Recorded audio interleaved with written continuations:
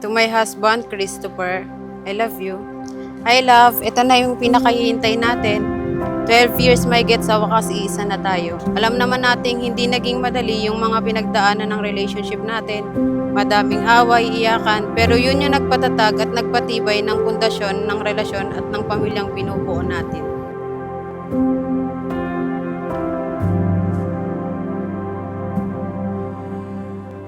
Yung tawag ng Diyos sa atin sa kung anong dapat na misyon natin sa buhay, ay yan din ay regalo sa atin ng Diyos.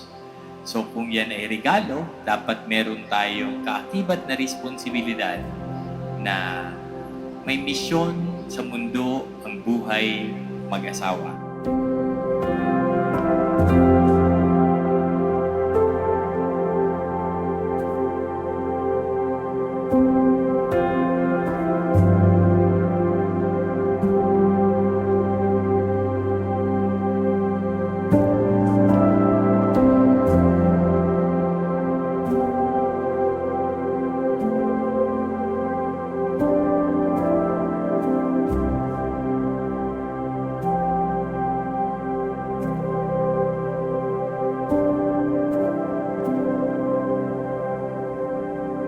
Ang nagustuhan ko kay Jean is masipag siya at yung habit niyang maging bungis-ngis, ganyan, ngumingiti, yun yung na-enjoy, na gustuhan ko sa kanya.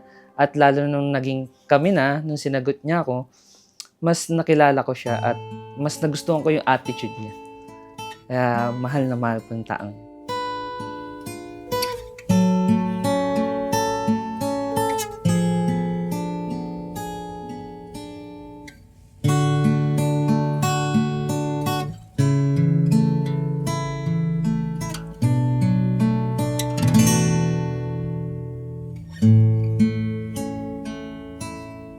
Ikaw at ako. Nagustuhan ko sa kanya is very responsible siya.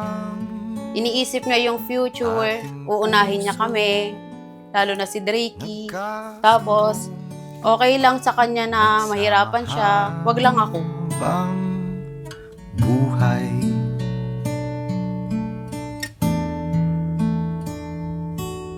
Nagsumpaan sa may kapal, walang iwanan, taginit o tagulan, haharapin bawat unos na magdaan. Sana'y di magmaliw ang May mga kakulangan, may mga kahinaan, kaya nakakagawa ng mga maling desisyon.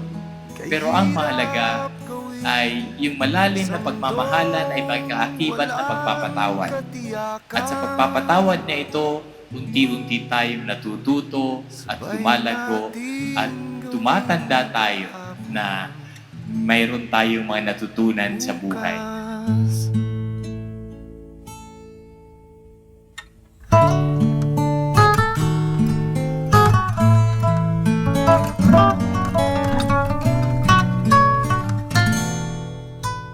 After ng kasal natin, may panibago na naman tayong journey. Dahil hindi lang tayo as a partner na tinatawag. Ngayon, after netong araw na to, masasabi kong husband and wife na tayo. Itong bagong journey natin, alam ko, sarili ko na mas magiging strong yung pagsasamahan natin. Sumasandal,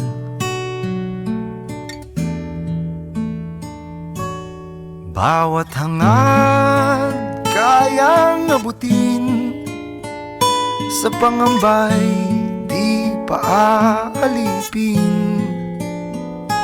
Basta't ikaw, ako, tayo, magpakailanman. Kung minsan ay di ko Promise ko sa'yo ang aalagaan kita, kayo ni Drakey.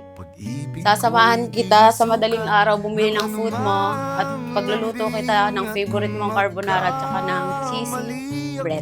I love you. Kay saktan, puso mo ba'y handang magpatawad? Hi, Mami! Sa wakas, dumating na rin yung araw na pinakahihintay natin.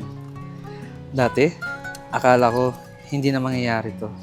Dahil sa hirap ng buhay, lalo na ng pandemic, nawalan ako ng trabaho. Pero, pag si Lord talaga ang nagplano sa buhay mo, ibibigay niya ang para sa'yo.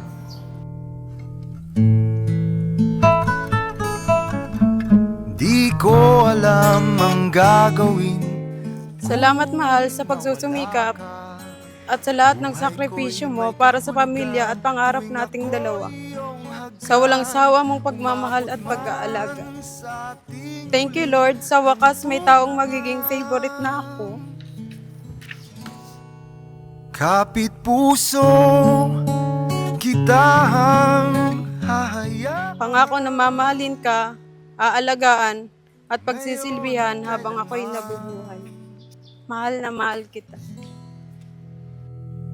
Ikaw at ako